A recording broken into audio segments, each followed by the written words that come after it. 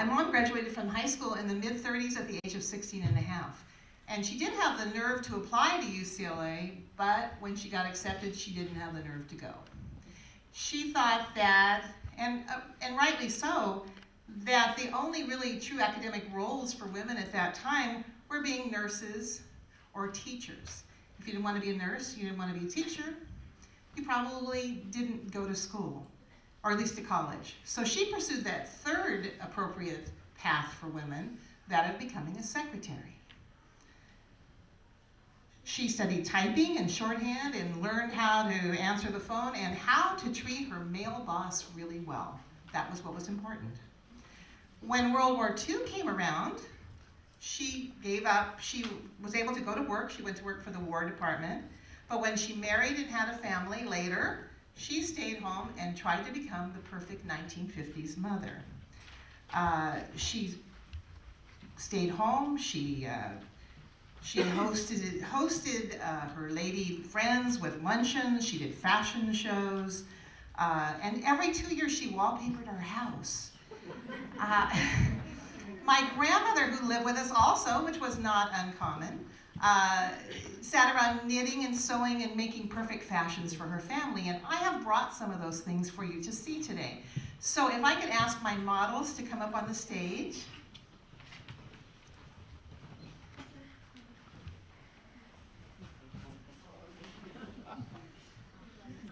On the stage. On the stage. They're up on the stage. Who wants to go first? Melissa Black, a faculty here at Porterville College, is dressed in my mother's hostess gown. That was that was what she used to wear when she entertained. It was, women dressed up, and so she wore her beautiful hostess gown. Lori, librarian here at Porterville College, is dressed in a handmade dress by my grandmother, something she knitted and sat around, and the ever popular mink stole. A mink stole was a sign that you had a good husband who would buy you one because you couldn't afford to buy it yourself. And she's dressed in the typical pearls and pearl box hat. Now, Jeff Keel, professor of political science, is dressed in my father's smoking jacket. I didn't want you to think that only women had, some of these roles. Men were expected to behave in a certain way also.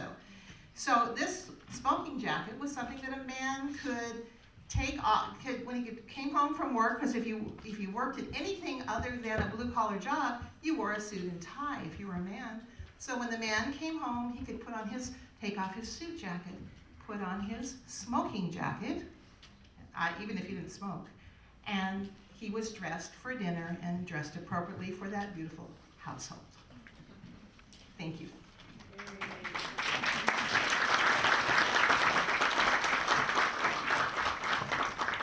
Our home was something like a 1950s sitcom, but not really, because nothing ever is like a 1950s sitcom. And in 1959, my father was a business manager, and he had to go back to work. And my mother had to go back to work. And so she brushed up her secretarial skills, and she went back and got a job.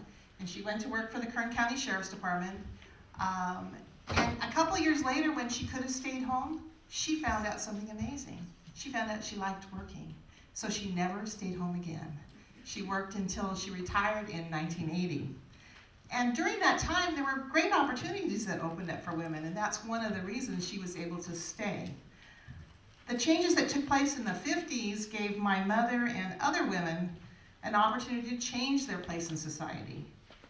It was a time when women were able to realize that they could do other things besides be nurses and teachers and secretaries. But if you really want to see what a 1950s secretary looked like, you really should watch Mad Men. Has anybody watched Mad Men on A&E? It's just a great show to watch to see what 1950s life was like for women in the office. So I recommend it highly. In 1950, 3/4 of all employed women were only employed in 20 different occupational categories. The largest category was stenographers, typists, and secretaries. Very few women were professional workers. Women were notoriously underrepresented in more professional roles, like medicine, law, engineering. 6% of all medical doctors and 4% of lawyers and judges were women.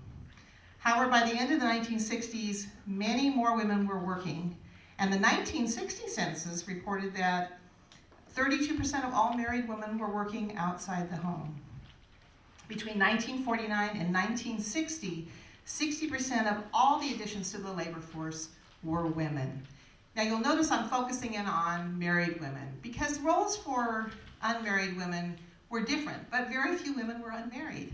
There was so much pressure from society to marry and to marry young that were really, if you didn't marry, you were already probably the kind of person who could resist these roles. And if you were young and a teenager, then you had other options. So mostly what I'm talking about is women who are married. In the 1950s, American society was geared toward the family. Marriage and children were part of the national agenda. Women were expected to live at home until they married, and women were getting married at a younger age than ever, even younger than times before, which is really surprising. Most women married between 18 and 20. They got married right out of high school, or they went to college, but women quite often went to college in the 50s not to get an education, but to get that ever valuable MRS degree. That is to find the right husband. So that was really considered the only valuable degree. And even though employment rates for women rose in the 50s, the media tended to focus on the women's place as being in the home.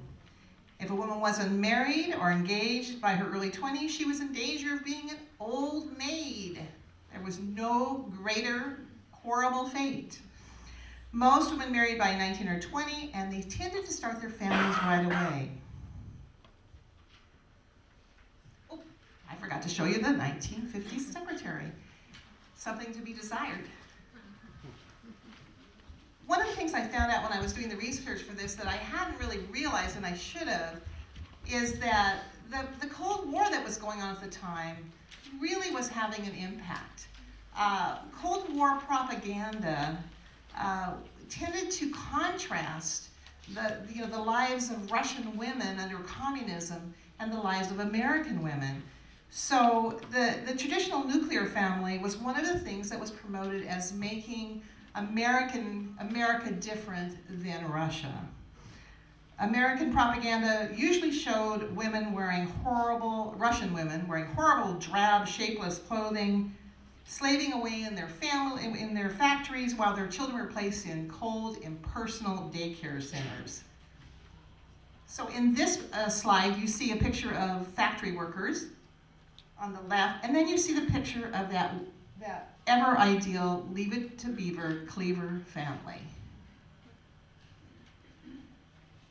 Another picture, this is another Cold War propaganda kind of picture. On the left, we have the wonderful, beautiful Father Knows Best family, and on the right, we have the Russian woman with her numerous children. Not quite as idealistic. In contrast, women were shown with feminine hairstyles, wearing pretty dresses, tending to their homes with their well-dressed, smiling children. American women were obviously enjoying the fruits of capitalism and democracy and freedom. Fashionable women. This is the American woman, dressed beautifully, very feminine, hair done right. More fashion from the 50s. And I just threw in this prom dress because I thought you guys would get a kick out of it. A 1950s prom dress. It's not me.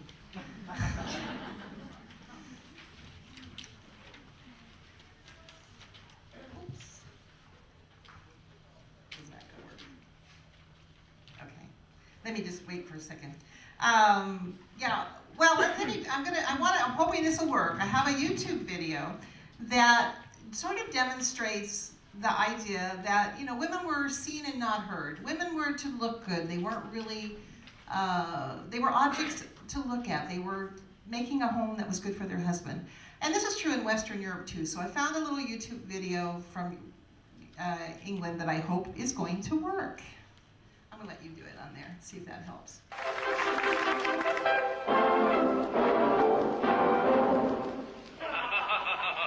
An ordinary dinner party, the sort of occasion we all enjoy.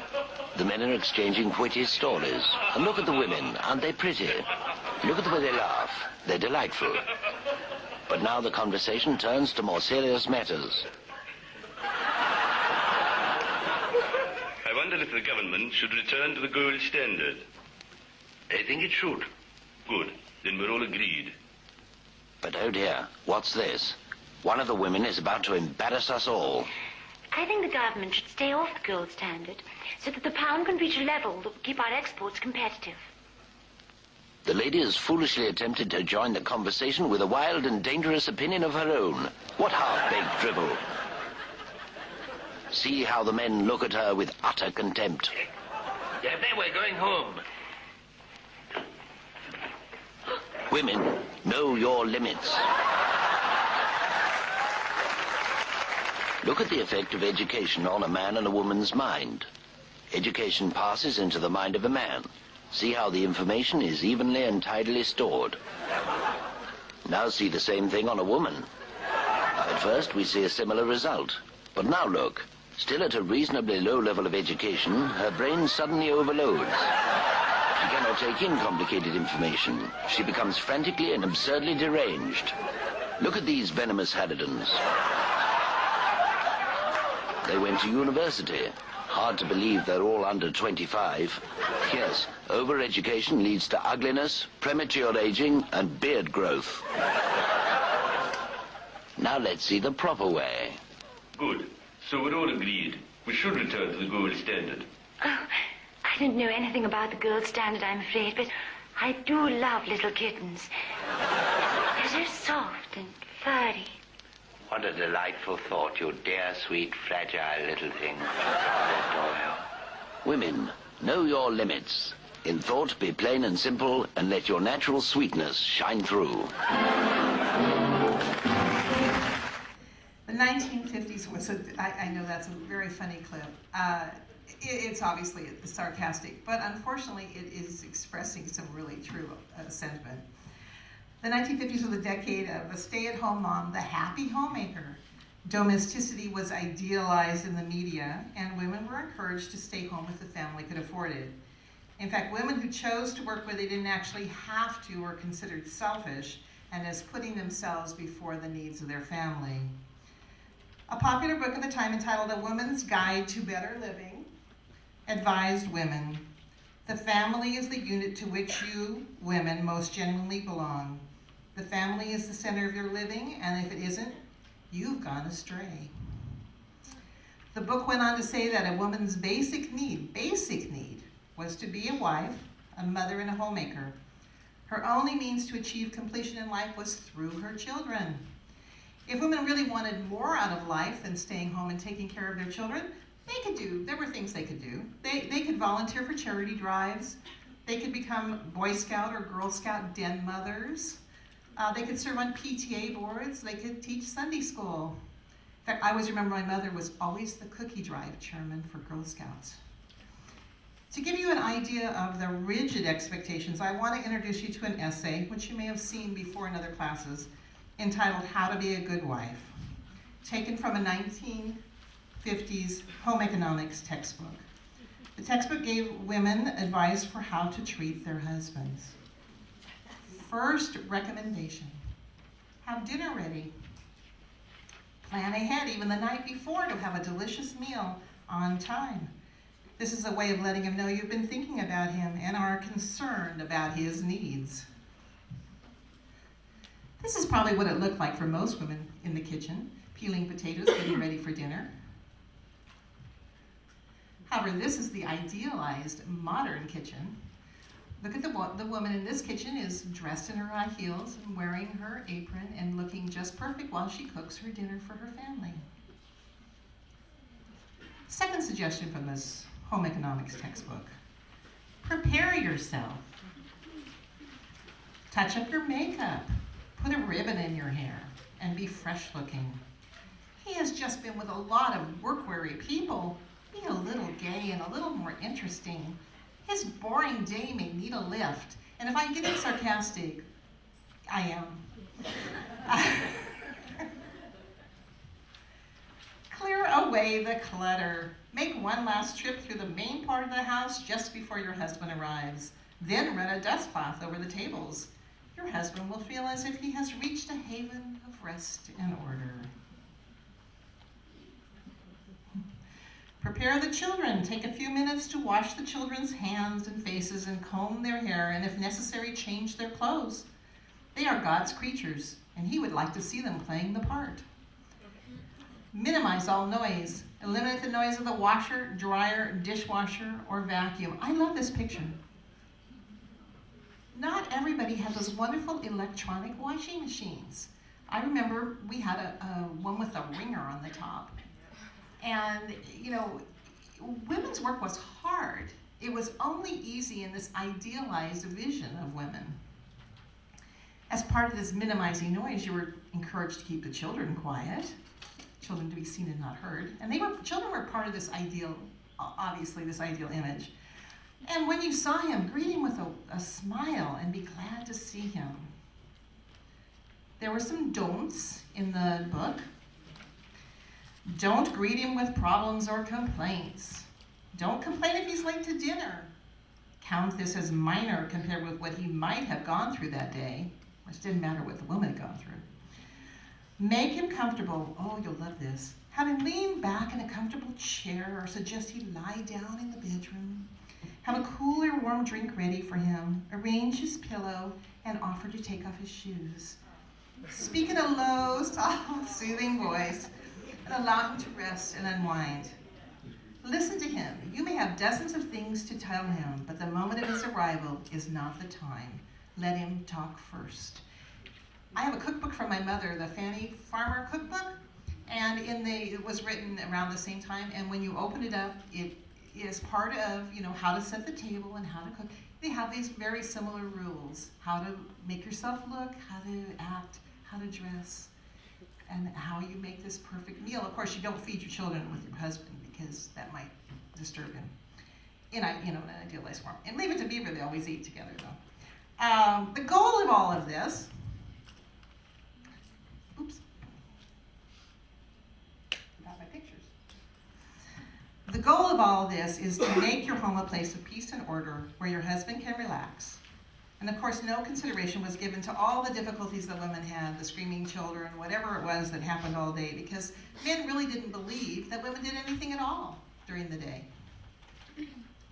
On May 13th, 1955, Housekeeping Monthly magazine supposedly ran a version of this advice, adding the following. Now, I say supposedly because there is a mock-up of this article, but I'm not 100% sure it was ever published. But supposedly, they printed these same rules and added these two things. One, don't ask him questions about his actions or question his judgment.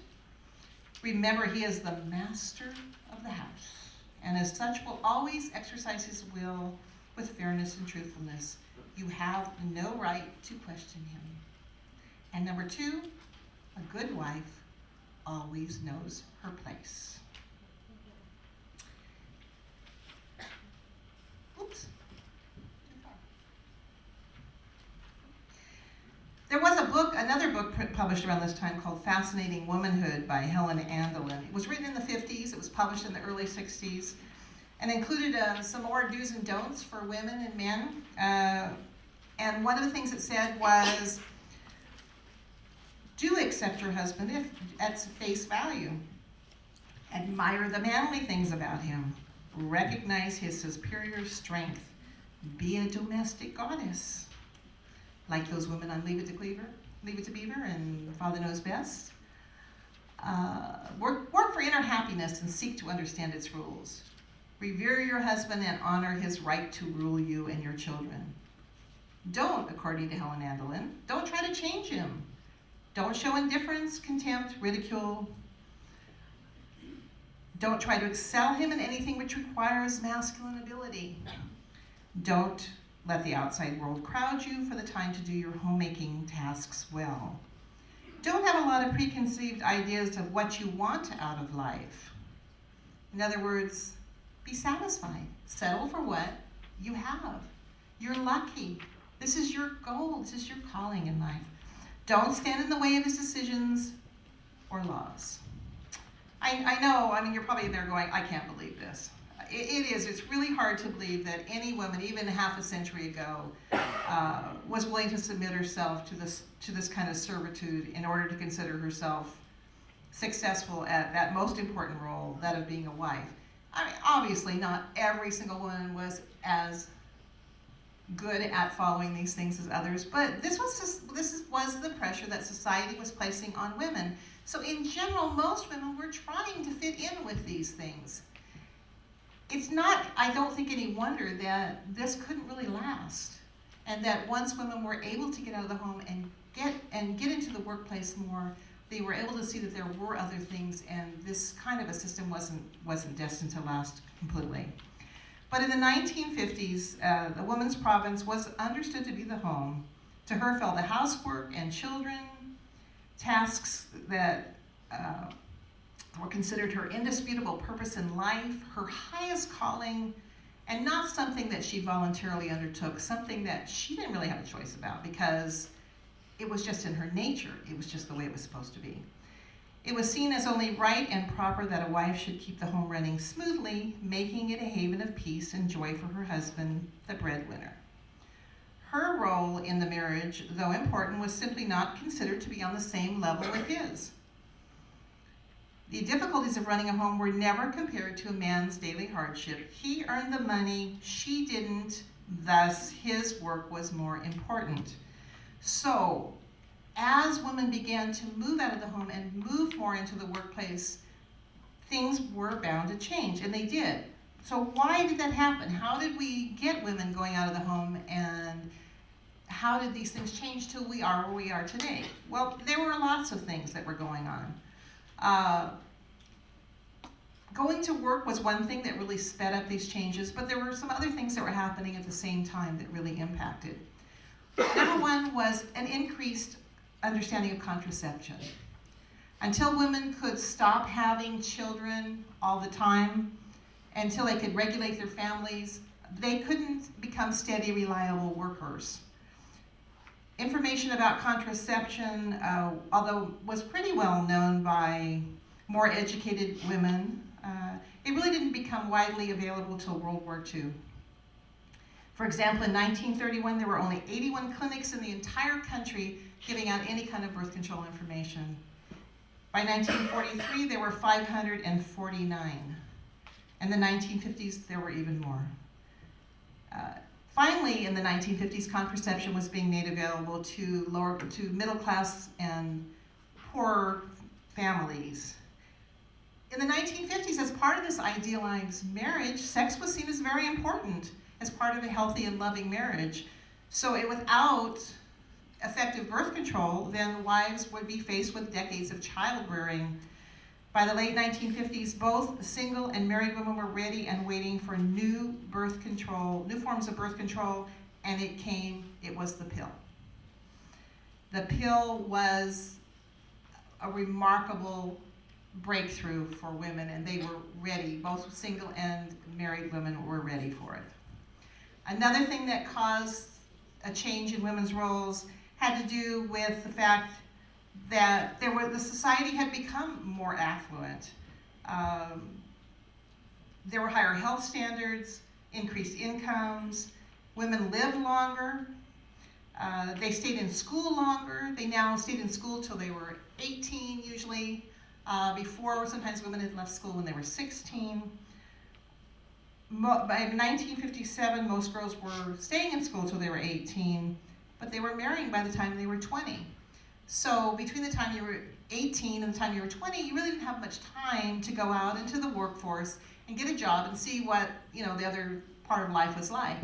So they really didn't have any experience. But once they got married, and they were getting married young, and they were having their children right away, by the time most children, in 1957, the median age of a mother when her last child was born was 26. So by the time she was in her middle 30s, her children were in school. And now women realized they could go out and get a job. And they wanted more affluence. They wanted to maintain this lifestyle that they had.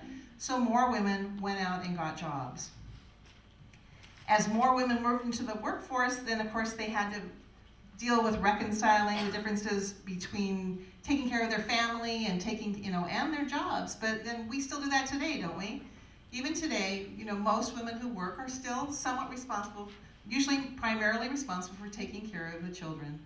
So we haven't really worked this out very well, but they started having to deal with that then. Clearly, women did find ways to deal with this. According to Department of Labor Statistics, which somehow is gone. Oh, there we go. In 1960, 36% of women were in the labor force, but by 2000, that number had grown to 58%. By 2005, 43.6% of women were full-time wage earners. This is a 1960s picture, and I wanted to include it because we see women marching for equal pay. We also see them wearing really different clothing, right? Looking really different.